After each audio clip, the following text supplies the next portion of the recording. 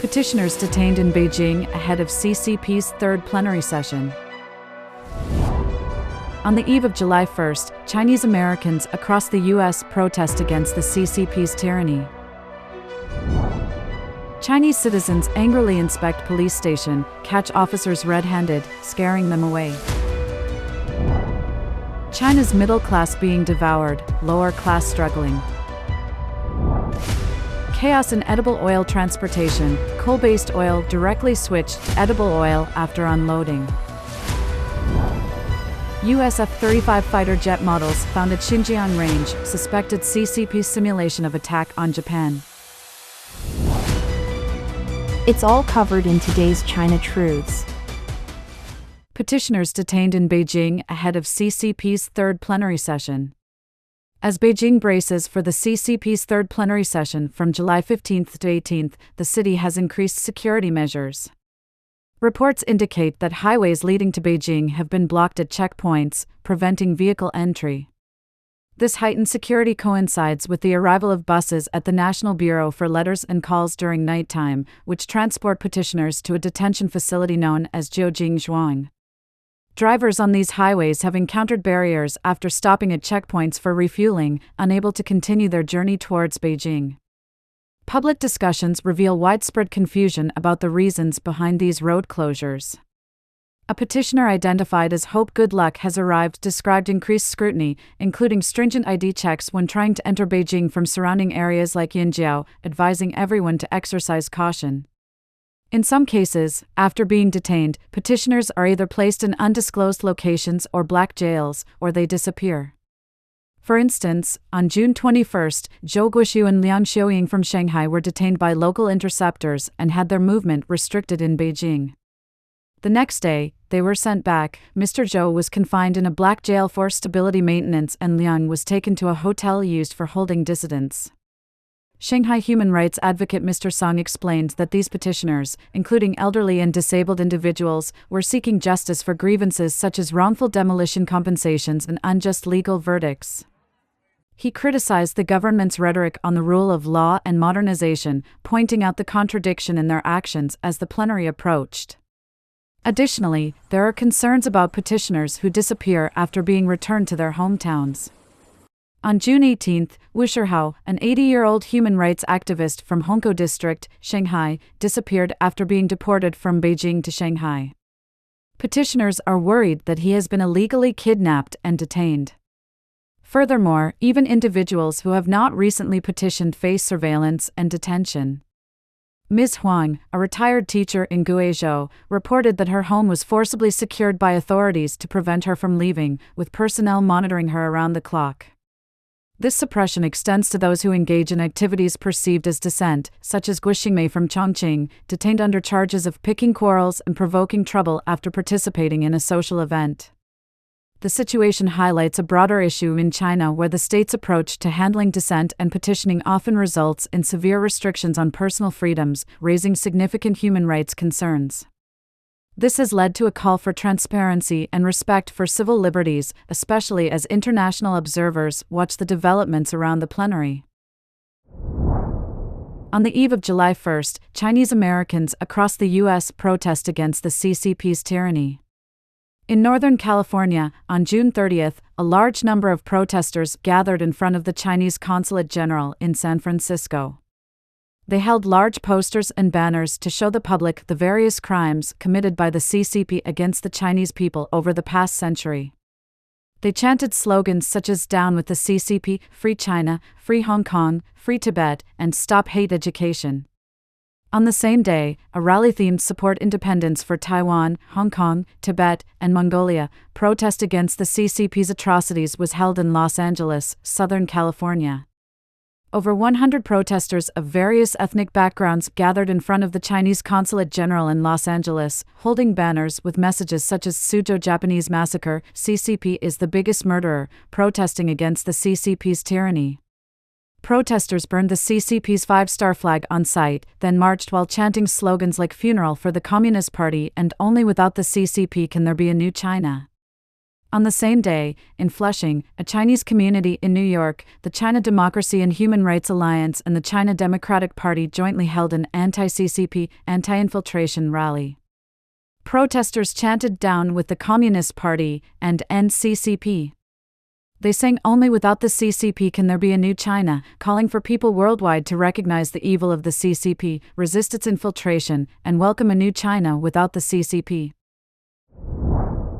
Chinese citizens angrily inspect police station, catch officers red-handed, scaring them away. On July 2, a video showing several auxiliary police officers playing mobile games during work hours, getting caught red-handed by Chinese citizens, and then fleeing in panic went viral online, sparking applause from many netizens. The viral video shows a policeman questioning two men filming outside the police station, saying, "What are you doing?" Unexpectedly, one of the men responded, "Go away." "What are you doing? Playing on your phones." "What are you doing?" "I'm supervising you." "Playing on your phones during work hours." "I filmed everything." "Have you seen the video of the urban management officers playing on their phones?" "That was filmed by us." At this point, the policemen inside the station, hearing the conversation outside, hurriedly put away their phones. One policeman then stepped forward and said, "What's it to you?" The man replied, "It is my business," pointing at the policeman, "Stand at attention. Salute me. Show me your enforcement credentials." The policeman said, "Don't interfere with mine." Seemingly realizing this was a mistake and did not finish saying official duties. However, the man filming did not back down, insisting that the policeman show his credentials and informing him that they were there to supervise them. "You're playing on your phones during work hours." Later, an older policeman arrived from outside. The two men saw the older officer and said, "There really are policemen. They are playing on their phones during work hours. Why aren't you stopping them? This is on you, not them." The two men then asked the older policeman if he had seen the video of the urban management officers playing on their phones, mentioning that the two officers had been fired. The older policeman did not respond, keeping his head down and walking forward. At this point, one of the policemen who had been playing on his phone walked outside and got into a police car. The man filming immediately approached, saying, "Don't leave yet, come back." "Where are you going?" "You're an auxiliary officer. What right do you have to drive a police car?" "You have no right to drive a police car." "Get down." "Where's the policeman?" "Where did he go?" "He ran away." Later, an older man in plain clothes arrived and immediately accused the two men filming, "You're looking for trouble." The two men asked who he was, and he said he was a civilian. The men filming responded, "You're a policeman pretending to be a civilian without your uniform." They told the older man that if he had an issue, he could call the police. Typically, videos online show police or urban management officers oppressing civilians. This video, showing citizens supervising the police and the police being in the wrong, garnered much applause from netizens. China's middle class being devoured, lower class struggling. China's ongoing economic deterioration is devouring the wealth of middle-class families. With companies closing, assets shrinking, and salaries dropping, many middle-class individuals are becoming debt-ridden. Meanwhile, a large number of unemployed individuals, laborers, and migrant workers are struggling to survive. According to the National Bureau of Statistics of China, both the manufacturing and service activity indexes for June, released on June 30, were below market expectations. Additionally, data from the Ministry of Commerce shows that foreign direct investment in China declined for the 12th consecutive month in May. Moreover, Microsoft is closing all its physical stores in China in July, and Amazon's Kindle e-book store is exiting the Chinese market.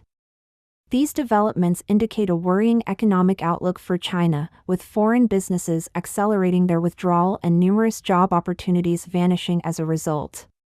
Mr. Chen, a private business owner in Anhui, said many people have lost their jobs and are thinking of going to Guangzhou or Xinjiang for work.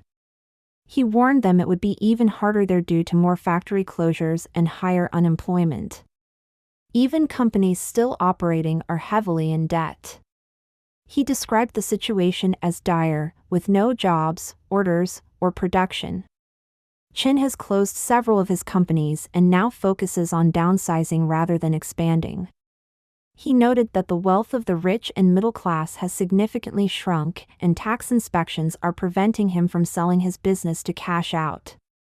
Mr. Liu, a business owner in Xinjiang, stated that the economic downturn and tax inspections have caused many businesses to close. Even affluent regions like Xinjiang, Fujian, and Guangzhou are struggling, with only one or two of his business friends doing well. Liu's advertising company's annual revenue dropped from 10 to 20 million yuan, about $2.75 million, to 2 million, around $275,000, due to the pandemic. Now, there is no business at all, and the entire market is in shambles. Many industries are transitioning but still struggling. Liu has switched industries several times this year and suffers from a constant sense of crisis. While life is hard for the rich and middle class in China, many unemployed and lower-class individuals are struggling even more, living on the poverty line. Mr. Li, an education and training worker, highlighted that many in the Yangtze River Delta and Pearl River Delta are unemployed, unable to pay mortgages, and struggling to survive. Those born in the 80s face immense pressure, and 70% of those born in the 90s are not married due to financial constraints. High costs and disproportionate incomes make it difficult to have children, afford healthcare, education, and retirement.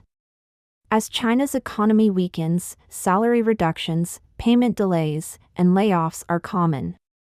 Even teachers and state-owned enterprises struggle to pay wages. The education and training industry is also suffering, with many companies shutting down. Many people can't find work due to halted infrastructure projects and expropriated farmland. The National Bureau of Statistics reported a decrease of 9.757 million construction industry migrant workers from 2021 to 2023, making life even harder for unemployed migrant workers returning to rural areas. Chaos in edible oil transportation. Coal-based oil directly switched to edible oil after unloading. Recently, journalists in mainland China revealed that many tank trucks are transporting both edible oil and harmful chemical liquids like coal-based oil. After unloading these chemicals, the storage tanks are not cleaned and are directly used to load and transport edible oil. Reports from mainland media, such as the Beijing News and Jimu News on July 2, detailed an incident on May 21. At 10 a.m., a tank truck arrived at a grain and oil company in Xinjiang, Hebei. An hour later, it left with over 30 tons of soybean oil. Unknown to many, 3 days earlier, the same truck had transported coal-based oil from Ningxia to Qinhuangdao, Hebei, and without cleaning the tank, it was then loaded with edible soybean oil. A tank truck driver told a Beijing news reporter that mixing the transport of food-grade liquids and chemical liquids without cleaning is an open secret in the industry. Investigations by Beijing news reporters in May found that many tank trucks transport various liquids, including edible liquids like syrup and soybean oil, as well as chemical liquids like coal-based oil. To cut costs, many tank trucks skip the cleaning process between loads, and some edible oil manufacturers do not strictly check the cleanliness of the tanks, leading to contamination of edible oil by chemical residues. A tank truck driver explained that due to frequent cargo changes, the cost of cleaning each time is significant. Thus, to save money, they often skip cleaning the tanks. This is also because some edible oil manufacturers do not strictly enforce quality control. An insider in the edible oil industry told mainland media that not all edible oil is sold in small packages, much of it is sold in bulk. They said, some edible oil manufacturers near ports do not engage in direct retail. They sell the oil to other manufacturers, who then package it into small containers for retail sales. Some food companies also purchase bulk edible oil as raw material. Coal-based oil, such as liquid wax and white oil, is a chemical liquid derived from coal processing. Zhu Yi, an associate professor at China Agricultural University, stated, "Mixing uses without cleaning will contaminate edible oil. Dedicated vehicles should transport edible oil." Coal-based oil, primarily composed of hydrocarbons, poses health risks. Public information shows that the coal-based oil project under Ningxia Coal Industry has an annual production capacity of 4 million tons, the highest in the country. Most of this oil is transported to economically developed eastern coastal regions, where it is used as chemical product raw material or fuel. Zhu Yi explained that coal-based oil contains harmful hydrocarbons and sulfur compounds, posing health risks. Long-term consumption can lead to poisoning, and high levels of benzene or aminobenzene can affect blood formation. Zhu Yi emphasized the unpredictable risks of using the same tank trucks for both edible oil and chemical liquids. Residues of toxic chemicals can harm human health, potentially damaging the respiratory and digestive systems. This news has caused panic among the mainland populace, with many commenting on social media, "Oh my God, this is too dangerous. The edible oil we buy might contain a lot of metal pollutants, and is there still any food safety?" US F-35 fighter jet models found at Xinjiang range, suspected CCP simulation of attack on Japan. On June 20, Clash Report published satellite images on the X platform, showing that the CCP military has constructed a simulated enemy Air Force base in the Taklamakan Desert in Xinjiang, featuring replicas of US F-22 and F-35 fighter jets. These satellite images were taken on May 29 via Google Earth. Approximately 30 fighter jet models were constructed in this desert area. The photos clearly show visible explosion marks and craters, with some fighter jet models damaged during exercises, indicating that the CCP has practiced attacking airports and fighter jets. According to Bulgarian military analysis, the closest Air Force bases deploying both mentioned US fighter models to mainland China are located in Japan. The report suggests that new satellite images show that the CCP military exercises have targeted military bases on mainland Japan. The report points out that the US military has deployed F-22 fighters at Kadena Air Base on Okinawa Island and primarily F-35 fighters at Iwakuni Air Base in Yamaguchi Prefecture, Honshu. Both bases are within missile range of the CCP's Eastern Theater Command. Previously, public satellite images revealed that the CCP also constructed a model in the Taklamakan Desert resembling the US USS Gerald R. Ford aircraft carrier and two Arleigh Burke-class destroyers. These models are used by the CCP military for target practice to test missile capabilities. The target range in the Taklamakan Desert, located in the Ruoqiang area of northwest China's Xinjiang, is believed to be a region for missile strike training. Satellite imagery has repeatedly recorded models resembling US warships in this area.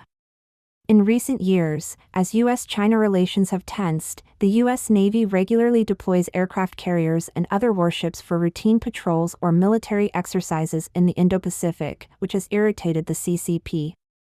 With escalating tensions in the Taiwan Strait and the South China Sea, the region's situation is becoming increasingly tense, and in the event of a conflict, the CCP may particularly fear these US capabilities. Don't forget to comment in the section below to share your opinions on today's topic with us. If you find the information helpful, please share this video with a friend to watch together. This will be a great source of motivation for our team to produce more and more quality and reliable videos. And also don't forget to like and subscribe to see more interesting topics from China Truths. Thank you for tuning in.